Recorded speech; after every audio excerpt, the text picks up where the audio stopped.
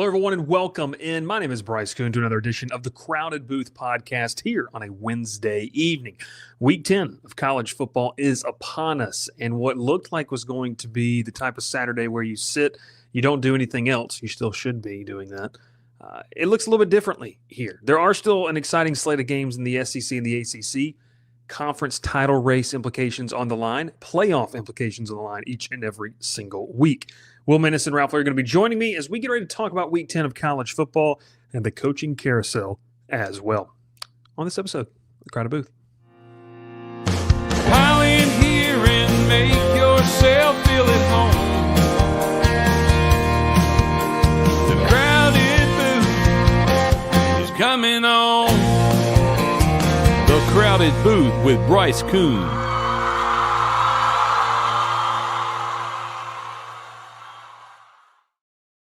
Welcome in, everybody. My name is Bryce Koon. Once again, Ralph Larry and Will Menace in here tonight. Wednesday evening as we get ready, fellas, for the first double-digit week of the college football season here in 2025.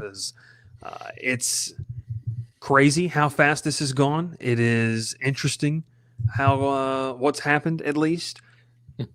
Coaches have been fired, supposedly. Some coaches are supposedly close to announcing where they're going to be going. I'm looking at you, James Franklin. So a lot going on in the college football space, college football world. So welcome in, like, subscribe, and let's dive right in, Will. Week 10. Has it felt like 9 weeks have gone by? Has it felt like more? Because I know, and here we go. It's felt like about 29. So to answer Joey's question, right off the rip. Yeah, it's felt like a lot longer than 9 weeks. Although, hey, we're coming off a win. And look, I text this in our group because, you know, I get on here and people laugh at me and people don't think it's real. The anti-Auburn agenda, it is real at all levels. Auburn's coming off a win. They're playing in primetime on Saturday night, and we're not going to talk about Auburn and Kentucky. Are they actually playing in primetime? It's 4 o'clock. 7:45 SEC Network. Is it 7:45? Oh, so that means they've got Cole Kublik. That's right. So he gets to sport his blue and orange jacket, navy and orange jacket. He can talk up Mark Stoops the whole time on the broadcast because he Auburn hater according to the Auburn message boards.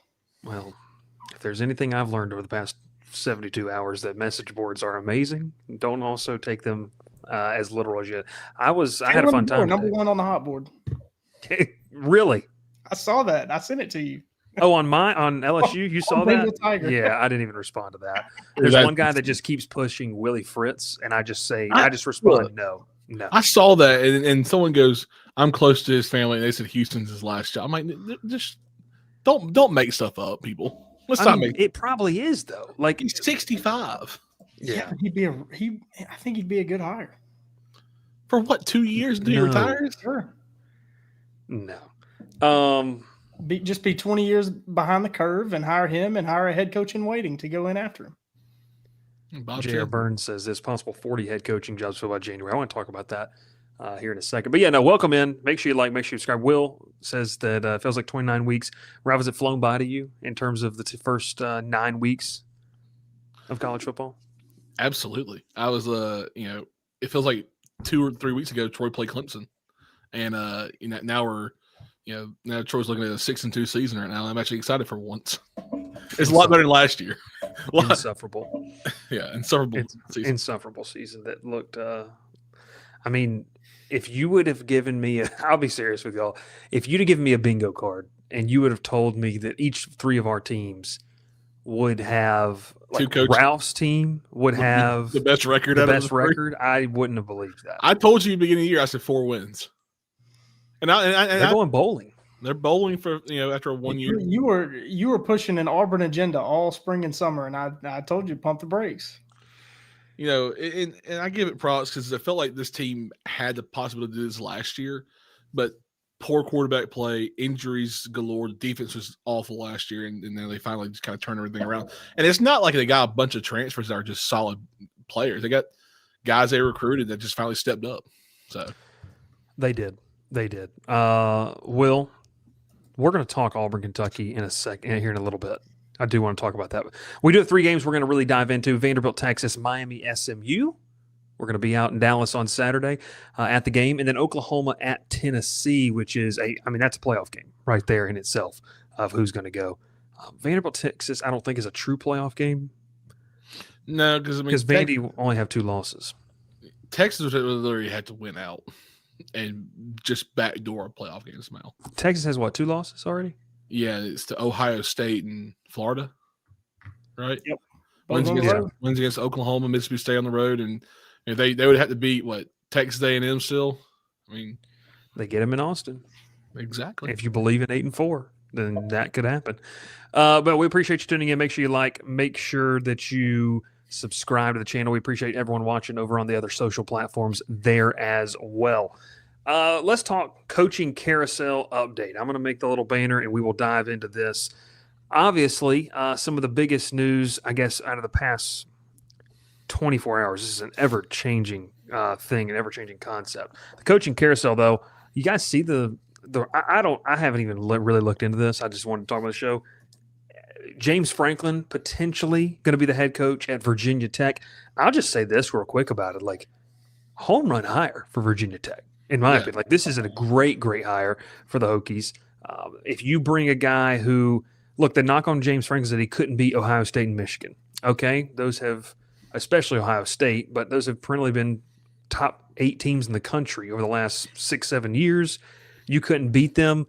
You go to Virginia Tech, you play in the ACC. I mean, there's all the makings there if Franklin takes it seriously that you could be a top 5 team in the ACC, especially with what Virginia Tech is and obviously the money that the state of Virginia has in terms of backing those state schools. And, hey, it also make that Virginia Tech game look a lot more appetizing at the end of the season. So we'll start with you, James Franklin. What you think? Yeah, I think it'd be a really, really, really, really, really, really, really, really good hire for Virginia Tech. A willy good hire. Yes. But you said if James Franklin's serious, the bigger question is Virginia Tech. Are they going to be serious? It's just the nature of the beast now. You got to put up the money to do it, and I think that would be the only question. I mean, and Virginia Tech, you look at them historically. I mean, Virginia, good recruiting base, surrounding states, good high school recruiting, but they have succeeded at doing more with less historically, especially under Frank Beamer. That's really their history, doing more with less. So are they used to that? Are their donors willing to give more to step up to the plate and play with the big boys, which Virginia Tech can be, as we've seen. But you have to step up now monetarily. Yeah. You mentioned that recruiting base. Someone needs to start to kind of lock down the DC area in terms of in the Maryland area of recruits, because including Maryland. Hey, Auburn's trying. Auburn's yeah. What's that big powerhouse high school? St. Francis Academy. Yeah, they produce, man. That's the Auburn pipeline. Yeah, no, I mean, but seriously, they they've really got a couple of guys. They've done really good over there. Yeah, Ralph. I mean, James Franklin, Virginia Tech. If I'm Virginia Tech, I'll say one thing. I'm making this hire because I don't want to wait any longer. With now LSU coming up, you potentially have Auburn, Kentucky, some other schools too. I just go ahead and make the hire if he's willing. You said this a minute ago. You said in taking it seriously, is this not going to be another stepping stone until he gets to a better job or bigger job? Is he going to use this the right way and to promote himself to be a better, to a bigger school somewhere else, 3 or 4 years later, or is he going to take this seriously, try to really build this program back to what it used to be, and then 6 years later it's like, you know what, now I can go take me a bigger job because I proved that I can win here. I proved myself. I proved everybody else that I can win still, and now I can get a bigger job somewhere else and prove everyone wrong again. It's just, that's why I don't want him to go to Virginia Tech. Just use it as a waiting game until a better job opens up a few years later. So James Franklin's 53 years old. If realistically, could you turn around and get it's what type of job you'd be getting. But I think if you're 53, you spent 3 to 4 years at Virginia Tech to really establish themselves. Because I don't think it'd be a 1 year turnaround. What job opens up, obviously bigger jobs that open up. You got to think who would even be in the running for that. You got to think of what job would come open that's better than what he had, too. Right. Big Ten jobs, the only other better jobs are what? Ohio State, Michigan, Oregon. Yeah, and they're not opening anytime soon. Well, Michigan might. But Michigan. I was going to say Michigan, but it's just so they're a weird situation right now. It's weird with Sharon Moore being there, and it's been suspended 3 times this year. It feels like. Yeah. I feel like I hadn't coached but like 2 games this season. But like, what about if Signetti goes somewhere in a few years? Why pops right in Indiana, or Matt Rule goes somewhere and he goes to Nebraska, or we're talking about Big Ten schools. I hate to say it, but there's there. I'm not gonna say that. I'll stop myself from saying that one tonight. We talk about Big Ten. He can go anywhere. He's coached in SEC. I mean, wouldn't be that crazy for him to go somewhere in the SEC if a job opened up. I mean, I'll just say this: like, I could see maybe coaching at Kentucky. I'm just not taking the Arkansas head coaching job. Like, I don't know. Yeah, I mean, Auburn could go get him. It's not a flashy hire, obviously. It's a stable hire. That would be the biggest thing. It is. Like, Auburn, I think Auburn fans, and I'm not going to include Will because Will's a more realistic and kind of fan of this, it's not the Auburn hire I think people Auburn would want, like, if fan-wise. They would probably want someone like, obviously, we'd rather have Lane Kiffin or maybe Sumrall or, someone else. They wouldn't want to hire James Franklin. They just feel like that should be kind of like a boring hire. If I spoke for some Auburn fans, I know. Yeah, well, it's because Auburn had 8 years of 8-4, 9-3. Yeah, with Gus Malzahn, and that's what James Franklin has been historically. I mean, and it's not an indictment on him. I mean, he was in the same division when the Big Ten was in divisions, and having to play Ohio State and Michigan every year, and like we've said, they were at the top of not just the Big Ten, but the college football. Similar to the situation with Auburn, with Georgia and Alabama being at the top of the sport, not just in the SEC. Yeah. PC Toddy asked, can Virginia Tech afford Franklin? Well, one, yeah, they can. But Virginia has a lot more money. Like, they just need to utilize it and get it in. And I guess I'll say the word liquidated would probably be the best terminology for this. Also, too, James Franklin, I wouldn't say is a hot commodity on the market right now. Like, that's the biggest thing. Who are you bidding against if you're Virginia Tech right now? I think also he wants to coach. He wants to coach. Point here in answering the question too. Mm-hmm. Saying Penn State is paying nearly $11 million a year. He says, would it not be funny if he went to work for Virginia Tech for $1 million so Penn State saves nearly nothing? I mean, he certainly could. He could just kind of stick it to Penn State and take a small really contract. Low contract. Yeah. It's kind of, ride out his buyout money and then kind of coach somewhere for 2 or 3 years and go get a bigger job if it opened up. I'm just saying that's what I'm saying. If he goes to Virginia Tech and takes it super seriously and they build he gets the 7-win season next year and it moves it to a 9, and then they're maybe playing for ACC championship chances 3 years down the line. I mean, yeah, why not? Pay him $2 or $3 million a year would be great. If the ACC is still a thing in 3 years, I'd just stay there. I mean, like, I wouldn't. I don't know. You've already coached essentially at the top of the sport in terms of the Power 2 conferences. You resurrected a Vanderbilt program and had them respectable, right? I mean, it wasn't like they were a world beater, but had them respectable. Yeah, went to a bowl game. Then obviously you go to Penn State. Days was a big deal. Yeah. Penn State. I mean, you were a couple plays away from going to a national title last year. Yeah. I mean, literally, like it was Singleton, the running back for Penn State. Like he was a couple yards away from it. So James Franklin of Virginia Tech makes a lot of sense. I think it'd be a slam dunk hire there for Virginia Tech. The second topic of conversation is Will and I talk so much about Brian Kelly, and I don't even know if I have the bandwidth to be able to talk about this in any more capacity. But like what we talked about Will on Monday, the value of the LSU job, and we feel like it's the number one job in the country. Obviously now you're starting to see those hot boards come out and names kind of circulate. Like, what would it be? And I guess let's just talk real quick about the Lane Kiffin sweepstakes. Is it in y'all's mind, and whoever can take this first, is it a slam dunk that Lane Kiffin leaves? I don't think it is. Like, I don't think it's just this foregone conclusion that he's just going to pack up out of Oxford and head to Gainesville or head to Baton Rouge or God knows whatever else opens up. I don't. I don't think, and I think those are two of the most likely options right now. But I guess Ralph, start with you in this. Is it? I mean, who would you favor right now? Like what landing spot makes most sense, or does he not leave at all? I mean, if I was being 100% serious, I don't think he leaves.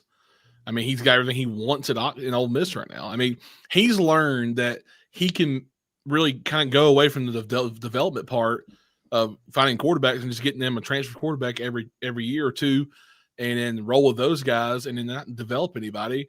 And you see it's winning him 9, 10 games a season, and he's happy there. He's not. They're not saying, well, can you win more? Can you do more? I mean, I know I said, last week that he might have hit his ceiling at Ole Miss, which is the 10 games, maybe a playoff, maybe make a playoff 1 year and, maybe go to Atlanta 1 year. But, unless he wants to do more, but if you go to LSU, you're going to have to develop some people at quarterback. This is one of those, it's a different program down there. It's not, it's not Ole Miss where they haven't had a winning tradition until now. So you go down there, you better change your game up a little bit. I feel like in how you're recruiting wise, but if there was one he go to, I think it's LSU. I think that'd be the landing spot he'd take, and I think he'd be able to crush it there. Yeah, Will. I think the big question is how much money is the Columbus native whose office is right down the road from where I'm sitting right now. How much more is he going to give to keep Lane Kiffin there? I think this comes down to dollars and cents. I mean, I really do. I know that he's happy there, but I mean, how can you turn down $13-14 million a year?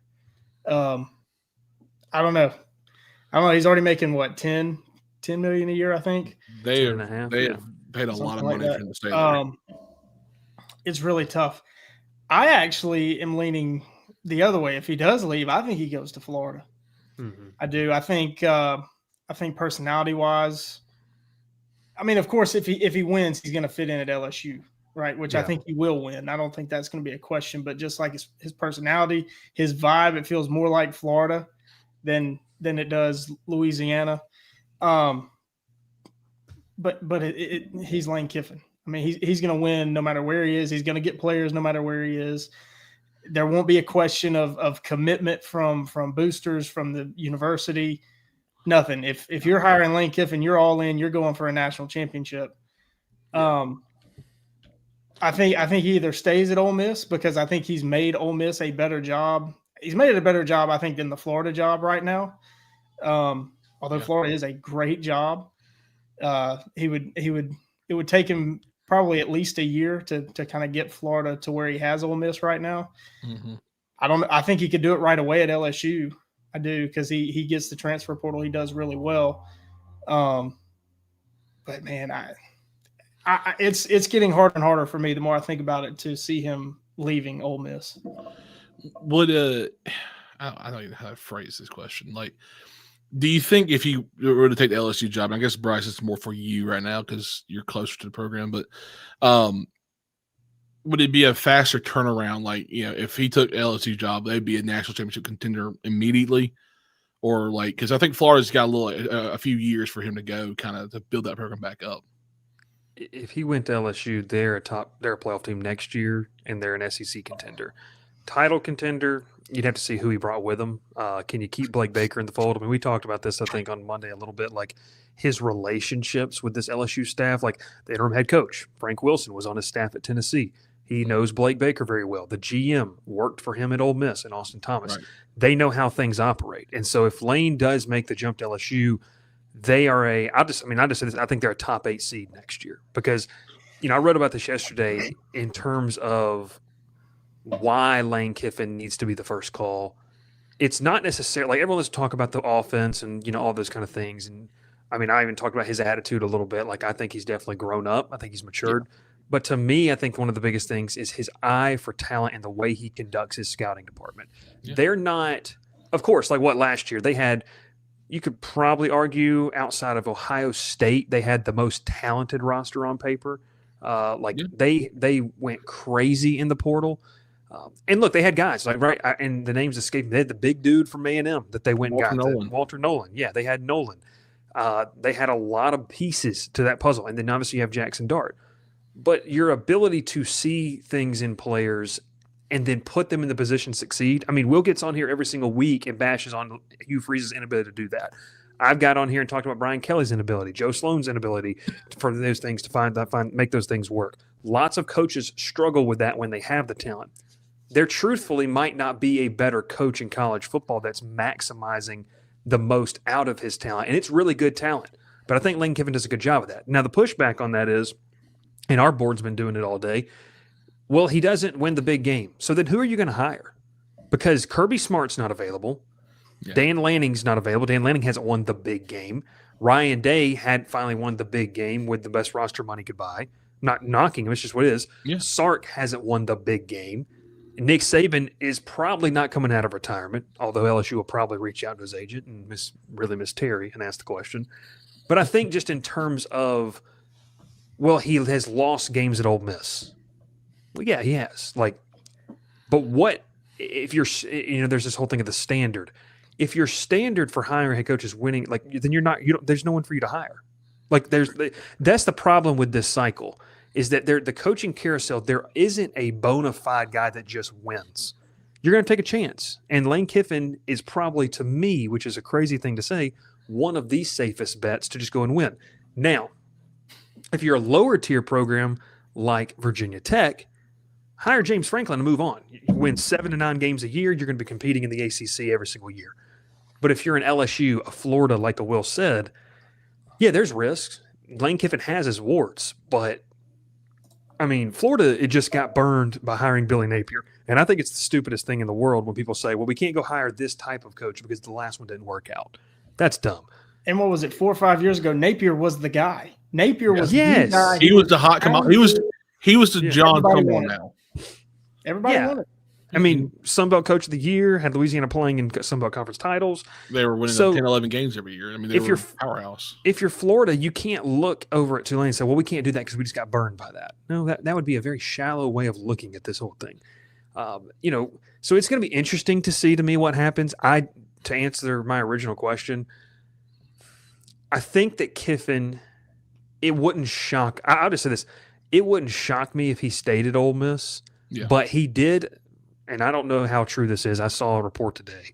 But apparently he told the athletic director it's his best interest to look at the other options before signing an extension. Of course. The farther it takes for him to sign that extension, it does 2 things. It drives the price up, but it also gives you maybe an idea of what could happen. So, look, if that Florida offer that was real that said 7 years, 13.5, I mean, I said this on our board. If I'm LSU, I'm coming in with a $14 million, $15 million offer. And I'm saying turn that down. And if he does, then okay, you got to pivot to option 2, but you got to make him say no. Both Florida and LSU need to make him say no multiple times before allowing him to unpack the truck and stay in Oxford. You texted us today about Dan Lanning, or yesterday, or about it, and saying you need to make the call until you know it's a for real no. There's no way of pulling him away from Oregon. It's the same way with Kiffin. For Florida and LSU, you call him with multiple offers, and until you're like, you know what, we cannot offer him any more money because we're getting to the point where we're offering a college coach way too much money, and he's already said no to every other offer. But I mean, do the math real quick. 5. I mean, I would give him 5 years, $70 million. That's what does that average out at? 12. All right, or close to 12. 12.5. It's 12.5. Yeah, I would start there, I think. And then I wouldn't exceed 5 for 75, 90. Yeah, I wouldn't exceed 90, but we'll see. I mean, we're talking about Lane Kiffin. I think he would be, if he were to be pried away from Ole Miss, he'd be the number 1 hire by whoever gets it done. Oh yeah. Number 2, I think we're talking coaching carousel. Got to say his name like we always do. If you can pry Jeff Brom away from Louisville, I think he would be just as good of a hire. You're talking about one of the best quarterback minds in college football, besides maybe Kiffin and Sark, maybe.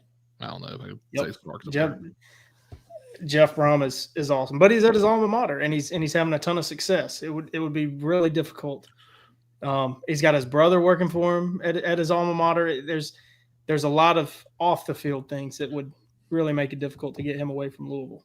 Bryce, say it. What does Jeff Brom do? He wins at Purdue.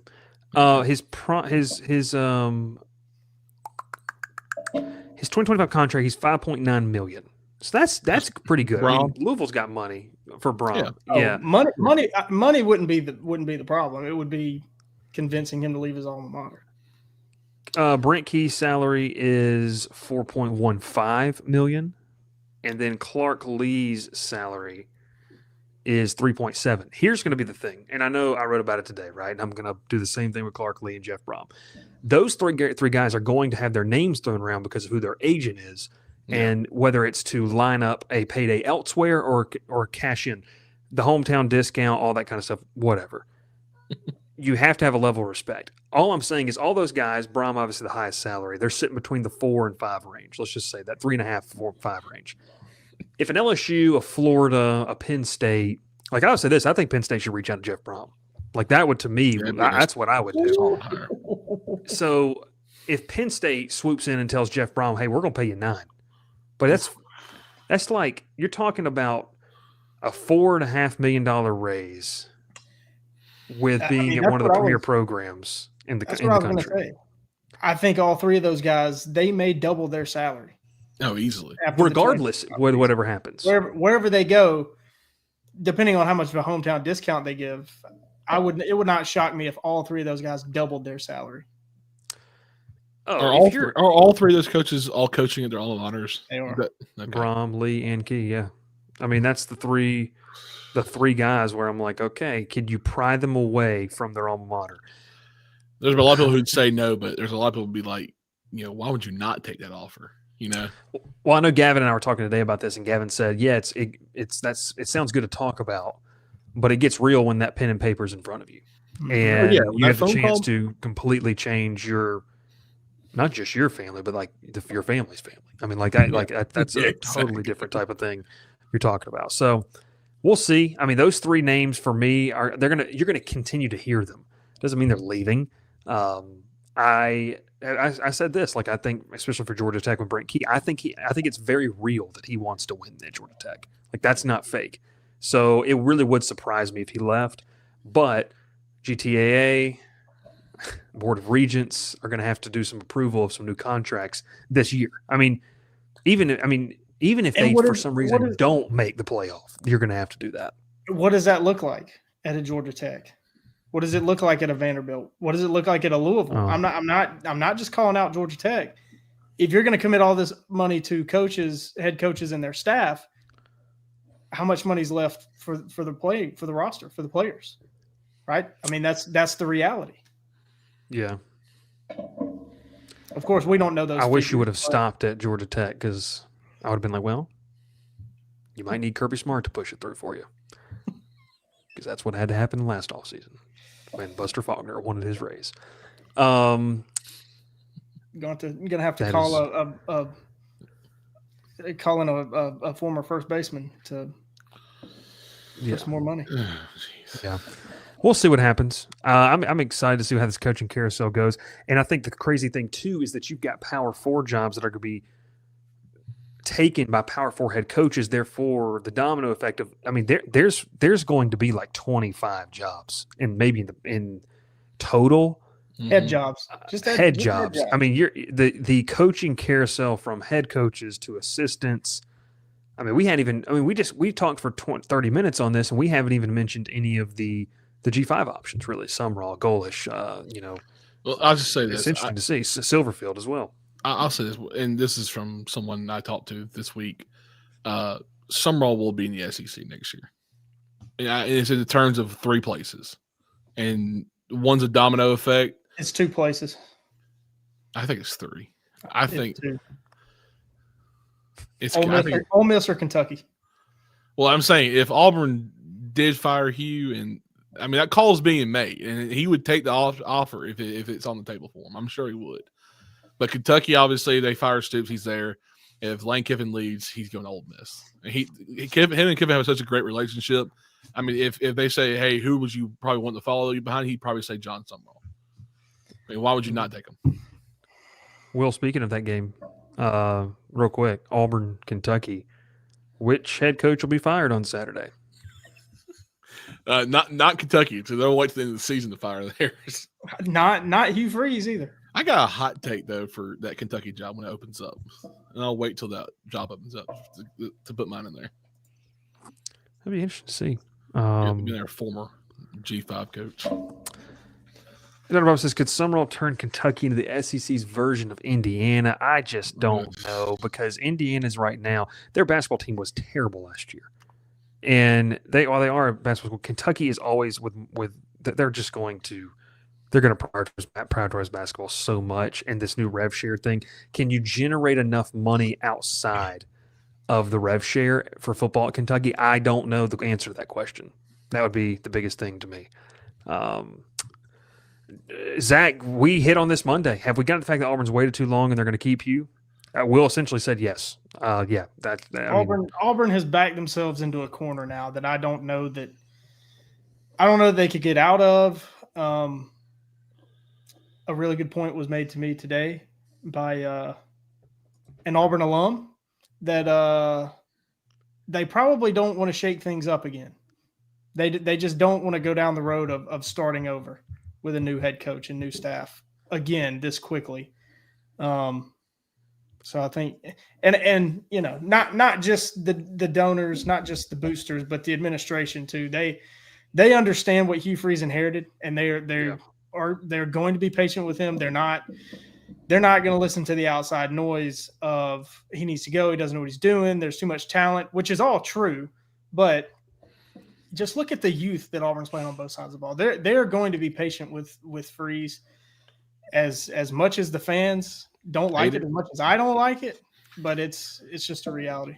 I mean, if they make some offensive changes in position wise or position coach wise, I mean, you could possibly make it say it like, keep them there, keep the recruits happy, and then you bring in some better options on the coordinator position, and heck, it might work out. I don't know. He's got to learn to let someone call plays though, or just take over play calling exactly. I mean, the problem there is no proven offensive coordinator, I don't think, is going to come work for Hugh Freeze. I agree. Because of that. I completely agree.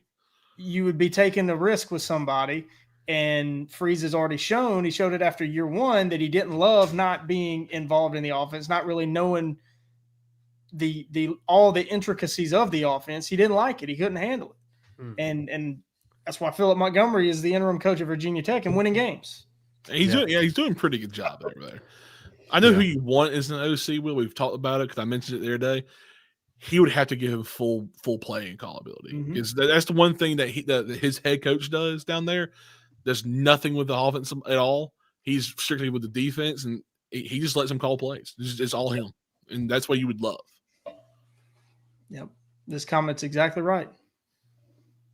From Joey. Honestly, he was a bad QB decision away from being much, much better. He is, but he's made two bad quarterback decisions. Zach, don't encourage him. When Norvell gets fired, hire Gus as OC. That'd be a disaster. Oh, God. I don't think Will. I don't think Will. I think I've said this already. That I think Gus is working his last job. I mean, he said when he took the UCF job, he fully intended that he would retire there. Gavin's celebrating down there. He'll go coach high school football or something. What was his high school he coached at before he got hired at college? Some little Christian school. Yeah, I remember because I was talking to somebody about it the other day. It's in Springdale. I know it was in Springdale. God, I can't remember that. I can see him coaching it with that little polo on. I saw that picture the other day. Unless Arkansas strikes out on all their options and they call Hugh or not Hugh, call Gus. What are even Arkansas's options? Bryce. Edo. There you go. Yeah. Edo's going to did you see Edo said he wants the Oregon State job, apparently? Allegedly. He also said he would take the LSU job, which of course he would. Well, I'll tell you this. Lane Kiffin comes down here and he hires Edo as the D-line coach. I'm ready to roll, baby. That's going to be the best thing in the world. If he can't retain Blake Baker, he might just make Edo the DC. Why not? That would be the greatest elite recruiter. He's going to relate. I mean, you'll never lose a kid in Louisiana ever again if you keep Edo. Bryce, this press conference is going to be awesome. Somebody tweeted that with Lane, Edo, Frank Wilson. That's all you need. No I one. mean, guys hear LSU Frank would have Wilson the most talent. That was Did you great. guys- You're in, you're out. That was a great press conference yesterday. It was great if you like pandering to a fan base that needed the exact opposite. That's exactly. As a media member, it was, I mean, I don't know if we're ever going to get a real answer. And we started talking about Pearl Harbor halfway during it. The man did sirens. He literally, literally started doing sirens. Who knows? Hey, I translated for Orgeronese. Oh, I don't know, dude. All right, let's roll into a break real quick, and when we come back, we'll talk about the good people of Texas and Vanderbilt. Section 103, though, is where you need to get your polos as game day continues to arrive. And look, we're advertising the polos and what they have, but it's not just those. You can use code TCB10 for 10% off your order today. That's good for one order, so make sure you make it count. It's hoodie season, especially in the Atlanta area, even down here in South Louisiana. So if you want to rep the Tigers or the Jackets as they make a push towards the end of the season, or hey, Kennesaw State towards a Conference USA title, and even Georgia Southern too, you're getting ready for their rebuild. You can check them out. Section 103 does some fantastic work, and we appreciate them all season long. Okay, so let's go back here, and as we look at Texas and Vanderbilt, Texas opens up as a 2.5-point favorite from our friends over at FanDuel, over under at 45.5. I'll kind of start it here. Texas mounts an incredible comeback on the road at Mississippi State, down 17 points. Runs the gauntlet, able to do it. Arch Manning is looking more comfortable. Here's where I sit with this, though. Texas's offensive line still concerns me. They're not nearly what they were last year, and they're also they're not a great unit. Vanderbilt is slowly becoming this like machine that they're just finding ways to win. Last week was really big, though, because Vanderbilt won when things weren't going right. I believe it's a season low 265 yards of offense. They weren't great on third down conversions. They've been one of the best in the country in those. They have been an efficient offense, and the offense wasn't clicking, and they still found a way to win that football game. Now, look, I know Perbula got hurt, all those things considered, but you found a way to win, and that's what matters. Vanderbilt is becoming that team. I'm going to take Vandy to win this one outright on the road, officially ending the postseason hopes of Texas and turning, by the way, coaching carousel, Austin, Texas, ablaze. Will Steve Sarkisian leave for the NFL? We can have those conversations starting next week, though. I'm taking Vandy to win this one, slugfest. I think they're going to make Arch work for it. I like Vandy's defensive front against this Texas offensive line, and I think Pavia shines on the road. So I'm going Commodores. Give me alternate line, Commodores -4.5. That's 2 field goals. That's like a 31-26 game. Will, do you want to go, or do you want to? I'll take it. I'm with you, Bryce. I'm taking Vanderbilt to win this. I think Vanderbilt they're certainly the more efficient team in this matchup. They're becoming one of the most efficient teams in the country on both sides of the ball. They proved me wrong in a lot of ways with that run defense a week ago. Last week, I thought they weren't great against the run. I still don't think they're great based on yards before contact. They're 100th in the country, averaging over 2 yards before contact defensively. Texas is just not physical enough. Vanderbilt has upped their physicality. They've come out, they've hit people in the mouth. They're going to do that against Texas. And I think Texas, especially on their offensive line, is too soft, too weak. Texas ranks 114th in the country offensively, rushing yards before contact, only 1.5 yards. Against the pass, they're 114, or when they pass, 114th in pressure rate. They're allowing pressures on the quarterback 38.7% of the time. Success rate when they pass is not good, 110th in the country, 38.6%, the offensive success rate. I think it's a terrible matchup. I think the wrong team is favored here. I'm taking Vanderbilt, and I would take a bigger alternate line than you did. I would go 7 or 8. I like it. Well, update. Arch Manning is questionable for this game. He's in concussion protocol still. So Matthew Caldwell would start, the former Troy Trojan. I'll be honest with you. I was talking to a coworker before I got home. He said he feels like Texas has a strong chance to win this game. Get back on the track. I said to him, the only reason I would pick Texas in this game because their defense. It's a 12 o'clock kickoff. It's not a night game. It's not a middle of the day game. It's an early one. If Arch plays, Arch plays. If not, I like Caldwell. I think Caldwell's a good quarterback. I don't think he's bad. He didn't have the great offensive line and really a good offensive line at Troy last year, and he still made it work. And I know it's Sunbelt competition, but the few times you see him with Texas, he's made some plays. I'm going to go opposite with you guys. I'm taking Texas to win this at home. I mean, I think it's just one of those games where I think Vandy can come out and get sluggish. They didn't look terrific against Missouri. Now you're going on the road to Texas with a really strong defense. I just feel like Texas wins this one somehow. I don't like the over under at 45.5. I feel like this would be a low scoring game. I can feel this would be an absolute just dog fight on defensively. 17-13 win, something like that. That'd be perfect. It's like 13-10 Vanderbilt, and Texas has like a fourth quarter drive to just win it, and then that was it.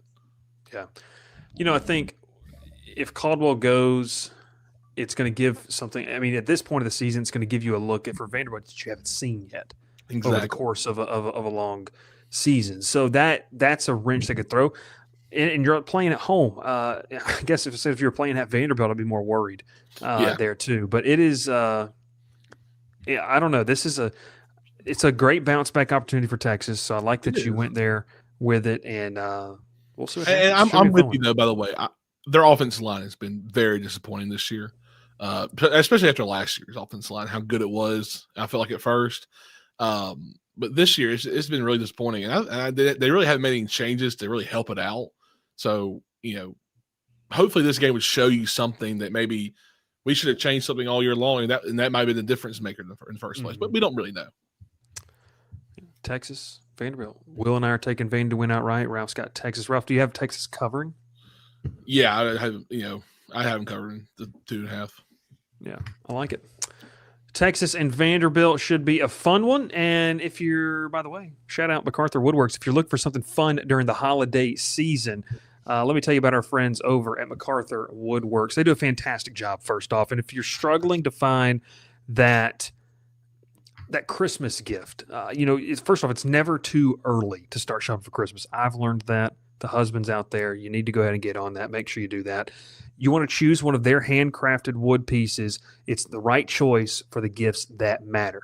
Don't go to the dollar store. Don't go to Walgreens. Don't go to whatever you're going to go to. Check out our friends over at MacArthur Woodworks. It's your trusted source for unique personal gifts that matter. Perfect score on Google review. All 5 stars. They do a fantastic job there as well. And to let them know that we sent you over there, you can use code TCB10 for 10% off your order of any piece there today. It's a great thing that we want you to do. We understand how hard it is to go and find the gifts that truly matter, but they do a great job creating unforgettable handcrafted wood pieces that you will want to display in your house, not just throw in the back of the closet, not just throw in the pantry. You're going to want to keep it out. So we appreciate them for partnering with us for the next year. They are fantastic.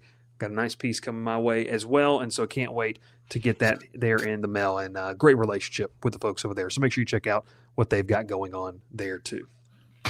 Okay, so do we want to talk about the game we're going to, or wait till the next one? We'll just go in order. So SMU, Miami. Let's roll here. Miami, an 11.5-point favorite. SMU disappointed a lot of people, including ourselves, at the chance of game day or doing something along the lines over there in Dallas. But this is a big one. It's homecoming. They're striping the stadium over in Dallas for this. Sold out. Gerald J. Ford Stadium. This is going to be interesting to me. SMU's fighting for their postseason lives. They've already got 3 losses. If they're going to make the playoff, they have to do it through the route to Charlotte. Kevin Jennings is a really, really good football player. I'm nervous about this SMU team as a whole. I think we've seen, they've taken a little step back, a little bit younger. They don't have the pieces they had last year. And you've seen they faltered a little bit against, in some tough games. So Miami at 11.5, though. I'm going to take SMU to cover this at home. I like the vibes heading into this game. I think Miami wins close. We'd all love to see a big SMU win, but I think Miami wins this one close. Carson Beck, they get back on track as they're trying to get to Charlotte. SMU's playoff hopes die in Dallas. That's probably a phrase I shouldn't have said, but I think it's going to be a fun football game. I think Miami's got a chance here. SMU's pass defense scares me, but vibes at home could keep this one close for a while. Miami pulls away late. 10-point win. I'm going to go like 38-28, something like that, and Miami wins this one. So I got Carson Beck, Mario Cristobal getting a big win on the road in the ACC, keeping their playoff hopes alive. So, Will, go back to you. Yeah, I'm with you. But I think SMU can get off to a good start in this game. I think this is a horrific, terrifying. It's Halloween weekend matchup for SMU. Yeah.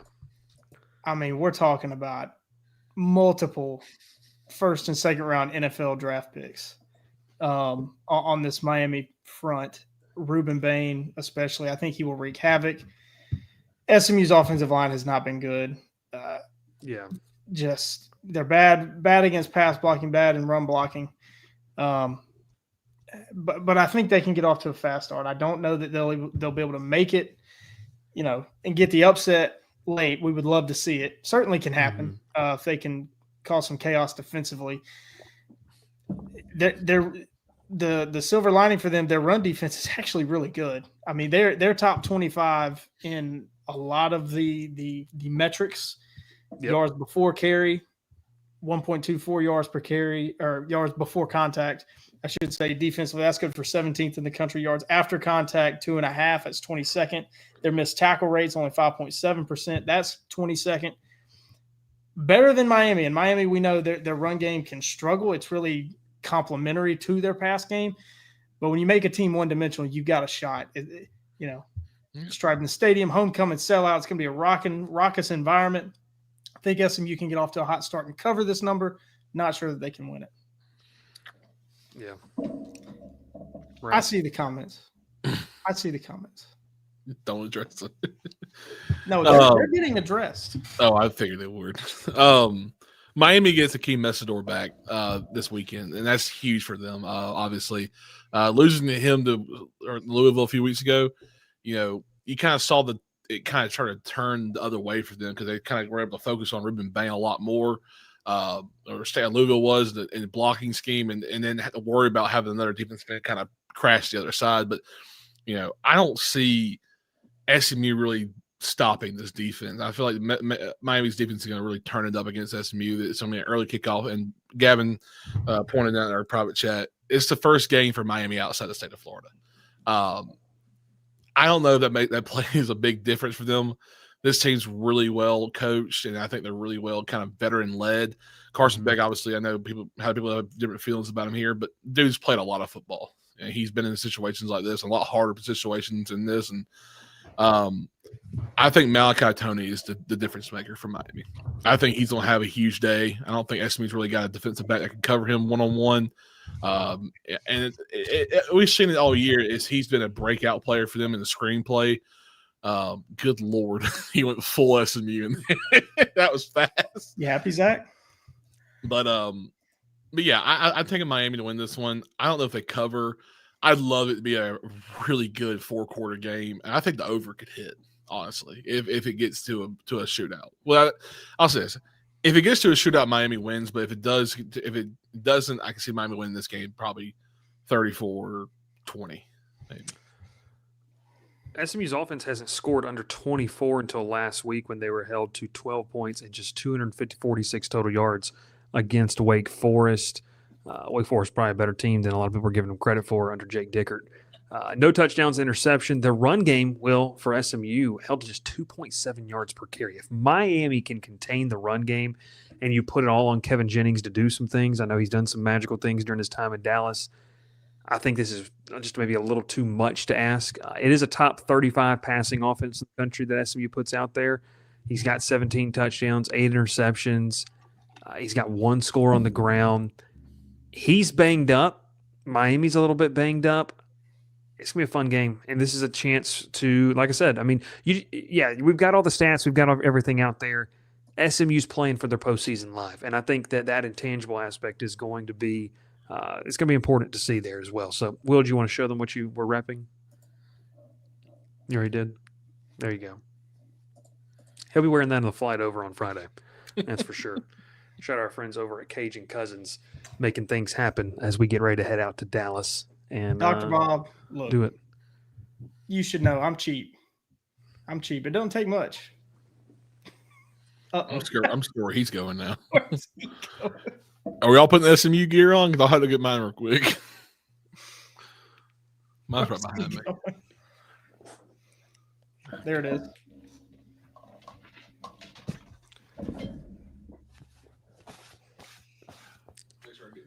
We can't deny where the allegiances lie. I think I got too much 5 head for this hat. So there we go. Look at that. Screenshot it, baby. Bingo. Just kidding. SMU. Gotta Pony love up. it. Pony up. All right, let's real Not quick. supposed to say that anymore, right? Who cares? I don't know. Let's real quick talk about the last game on the slate, Tennessee, Oklahoma. Sooners and Vols here. Talk about opportunity and just the ability to go and try to find a way to get to the postseason. Oklahoma suffers a devastating loss to Ole Miss on the road now, or I should say at home. Now they've got to go on the road. It's Neyland at night. They're wearing the blackout unis. Halloween, baby. Crazy game. The only thing it's missing is Derek Dooley wearing orange pants roaming the sideline on Halloween night. Tennessee's 3.5-point favorite. Joey Aguilar had a nice game last week. I think this is where Tennessee is going to either establish themselves as a contender or just a pretender in 2025. They've lost, obviously, the 2 big games, right? Georgia and Alabama this year. They're fighting for their postseason life. Oklahoma is too. I'm taking the Vols to win this one. I'm taking them to win big. I think Tennessee, Neyland's going to be rocking, and I'm excited to watch this game on Saturday night. Oklahoma, John Mateer just hasn't been the same since that injury, and he lit the world on fire and to begin the season, found ways to make plays. I think he's going to put the ball in harm's way too much. And I'll also say this too, and our resident Vol fans not in attendance tonight, Tim Banks could be in some hot water if Oklahoma comes in here and lights them up. So that is going to be something to watch. I think Tim Banks secures his job with a big performance shutting down Oklahoma offensively. Tennessee big in this one at home. So whoever wants to take it first. You got it, Will. Yeah, I agree with you, Bryce. I'm going to take Tennessee to win. Don't know how big they win because Vols they're by playing 50. might be the best defense in the country to this point. Yes. Oklahoma is so good on defense. Offense is not great. It's been kind of. I mean, I'm laughing at it, even though Auburn fans are kind of the same way. Oklahoma fans are fed up. They're already fed up with Brent Venables. They're fed up with Arbuckle. They're fed up with Mateer. As some folks would say, they were sold a dream with Mateer and Arbuckle. Gavin gets that reference in the background. Sold a dream. But they're great on defense, and that's going to keep them in this game. I think it's going to be a close game. I think this would. I don't even think we really sniff that 56.5 point total because Tennessee's defense is pretty good too. They're great on the defensive line. I've said it about as long as we've been doing the show. Rodney Garner's a dog. Tennessee's going to have a great defensive line. I think that'll show up. It'll make Oklahoma one-dimensional, and I think Tennessee will win it. But I think it'll be close, a lot closer than maybe you're predicting, just because Oklahoma's defense is that good. Yeah. Colton Hood suffered a calf injury last week against Kentucky. The availability reports literally just came out about an hour ago. I haven't seen what it looks like for Colton Hood. Tennessee has some injuries on the back end that could allow Oklahoma's offense to get things rolling. That would be the big concern for me, Will. As Oklahoma's offense gets rolling, the Sooners could win this game. I don't know. I'm feeling vibey this weekend. It's a weird weekend. It was supposed to be a lauded weekend in college football, and so I'm kind of siding with a lot of the home teams here. I like Tennessee, but offensively they got to get into a track meet and force Oklahoma to match them. And if Who makes a big play? Home vibes. Neyland rocking 100,000+ strong. Give me. I still like Tennessee. Ralph. I'm going Vols, man. It's one of those games where you can't really pick against this team when they're at home. You said it perfectly. It's the blackout jerseys. It's Halloween weekend. It's spooky season. They're going to have the sick entrance with Rocky Top going on. Obviously this game means a lot for Heupel for one. And last year was a lot. It was game day there last year. It was that first conference game for Oklahoma. And you're right. Mateer has not been the same. They beat South Carolina 2 weeks ago, and then everyone thought like, okay, he's back to normal. No, that's a bad South Carolina team. Yeah. And I just have not seen the same Mateer we saw beginning of the year. At least first 3 or 4 games this season. He's definitely not the same person. Obviously, that thumb injury is way bigger issue than Auburn broken. Literally. And I said this to y'all, and I said it in the show. Why didn't just give Michael Hawkins a chance? The kid's a super athlete, dude. Let him go out and run around. Let him make some plays. The kid's not a bad quarterback. I don't say it makes a huge difference, but it could. And because it's a quarterback that no one really has a lot of film on. So I would not mind seeing them make a quarterback change if they struggle with him. Yeah. Availability report for this game. A lot of names on there for Oklahoma.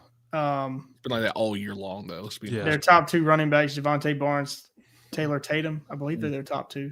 Questionable. Defensive back Gentry Williams, questionable. Linebacker Kobe McKenzie, questionable. Offensive lineman Logan Howland, questionable. Wide receiver Keontez Lewis, doubtful. Offensive lineman Derek Simmons, doubtful. For Tennessee, they'll be without Ricky Gibson, defensive back Ricky Gibson, wide receiver Travis Smith, defensive back Jamal McCoy. Only one questionable. That's linebacker Arion Carter. So no Colton Hood on the availability report. Arion Carter's a big one. Not having Colton Hood on there is huge. So that is interesting. Before we get to our best bets and the games to watch, I'm going to address Clayton, which is I don't know why in the world it's doing this with these things. Cover 3 podcast brought up how every rank, because I haven't taken bait on anything today, and so I just felt like the need to. Cover 3 podcast brought up how every ranked ACC team were less than 10-point favorites on the road. This shows how good the SEC is, right? Sure. Yes. I can assure you that Bud Elliott is not an SEC stan. Yeah, I'm not. I can assure you Bud Elliott is not a fan of the SEC. Sooners are overrated. He was a South Carolina fan. Here's the thing about this, John. How is Oklahoma overrated when we all looked at that schedule in the preseason and said if they can get to 7-5 or 8-4, they're going to have a good season? I think I was the only one that overrated them. I said they were going to play LSU in Atlanta. Yeah, but you're pants on head sometimes, so it's okay. All the time. All the time. Yeah. Games to watch. Guys, we talked one. about. I hope everybody has one. I got mine's the one that we should be at. Well, go ahead. Dude, in Denton, Texas, baby, Navy in North Texas. 7-0 Navy goes to North Texas at 7-1. Big implications for that game. Yeah, that's if it wasn't as a fan, as the resident fan of the service academies, I'm even shaking my head at that one. Look, if it was a night game, we'd be driving 45 minutes to it. I'm telling you, dude, you can't. True.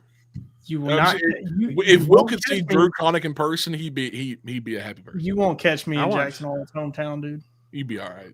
If it was to watch Drew Connick, you'd do it. A couple games to watch, though. Penn State, Ohio State's big noon kickoff. Tickets are down to $90 for that one. Crazy to think about where we thought this game would be. Penn State, obviously unranked, looking for a head coach. A couple more going down the list. Well, if you have one, jump in. I do. Okay, go ahead real quick. Yeah, and then I'll run through a couple. The second installment this year of the Commander-in-Chief's Trophy, Army heads to Fort Collins, playing Air Force. Yeah, I love it, Will. 1.5-point favorite are the Falcons. That is correct. If Army could take that game, we got a winner-take-all Army-Navy game. Oh God, just for the Commander-in-Chief's give Trophy. me something to watch after conference championship weekend. You're gonna watch. Notre Dame's going to Boston College. Boston College is terrible. You got world's largest outdoor cocktail party this weekend. Florida makes the coaching change heading into the bye week, and now they've been sitting on it. Billy Gonzalez, the interim head coach for Florida. Massive game for the Gators. They still have some talent. And, Will, I know you've been very vocal about this. Georgia's secondary is very vulnerable, and Florida has some dudes at wideout. That is a sneaky game for me. Another sneaky game, I'm going back to the ACC. Jeff Brom and Louisville going to Virginia Tech. Virginia Tech's going to get rowdy, okay? They are going to get rowdy. It's a CW kickoff, so only 13 people will be able to watch it in the local metropolitan Blacksburg area. But I'm excited about that game just in terms of sneaky good. Let me go through a couple more. Another sneaky game, Virginia-Cal. Virginia's got to go cross-country to Cal. Could Virginia's ACC perfect season? Kind of ACC perfect season? Not really, but could it end? What about game day, Cincinnati, Utah? It's a big 12 matchup. Could honest to God care less. Could care less. Cincinnati's running backs out for after this game. So no, their running backs playing. Ralph Brennan Sorsby, he's playing. That was a game I was going to say. We're going to be burning the midnight oil at the Dallas Buffalo Wild Wings. Watching that game. Jeez. Buffalo Wild Wings is too rowdy for you. It's too loud for Will. That's correct. USC Nebraska. I hate Nebraska. So there's that. I think you hate everything that is like the middle of the country. Nebraska, Nebraska, Iowa. Tim Walz. No, I'm just kidding. Somebody's getting an SEC win this week. Mississippi State and Arkansas, 4:00 kick on SEC Network. If you can get to Fayetteville, get in price $9. I looked. It's 5 hours from Dallas. So if we just leave at the end of the first quarter, we can drive and get over there. If Miami goes up 21-0, we'll just kind of go. Just get in the car. If Miami goes to 21-0, we're just driving straight to Denton and going to that game. 100%.